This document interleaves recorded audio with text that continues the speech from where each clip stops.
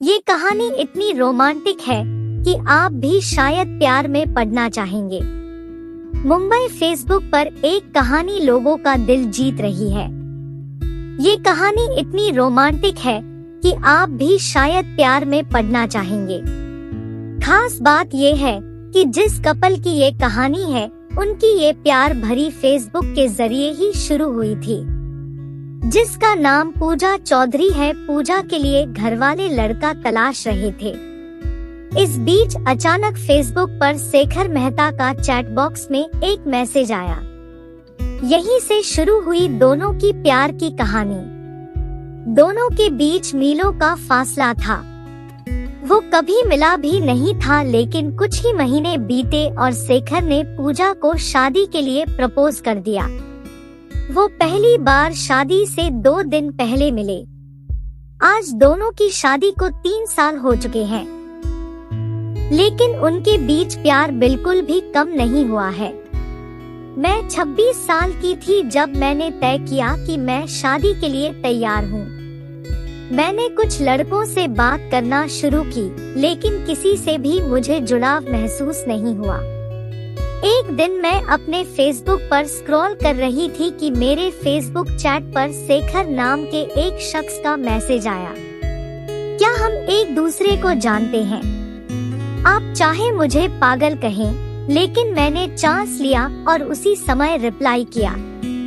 उसके बाद से हमारे बीच रोज बातचीत होना शुरू हो गई। हमारे बीच फेसबुक पर जो मेरे दोस्त थे, उन्होंने भी इसमें अहम रोल निभाया। शेखर दुबई में था और मैं मुंबई में, लेकिन हमें कभी भी महसूस नहीं हुआ कि हमारे बीच दूरी है। हमने 1 महीने बात की, लेकिन लगा जैसे 1 साल से हम एक दूसरे को जानते हों।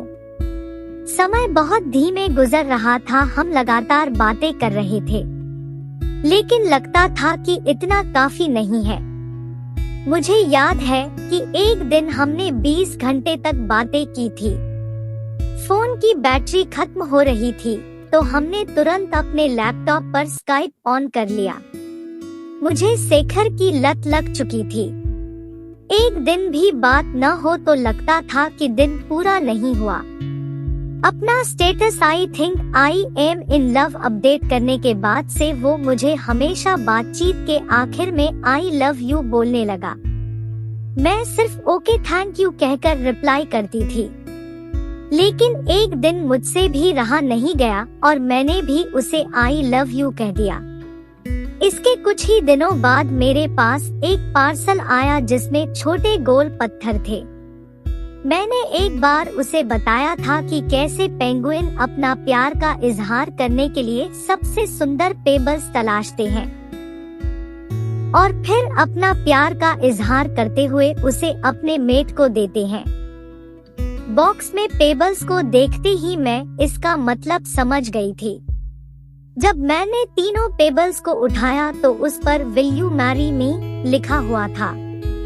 आप इसे पागलपन कहेंगे, लेकिन मैंने 1 मिनट भी बिना झिझके प्रपोजल को हाँ कह दिया। मुझे पता है आप क्या सोच रहे हैं, हम कभी नहीं मिले थे, न ही एक दूसरे को जानते थे।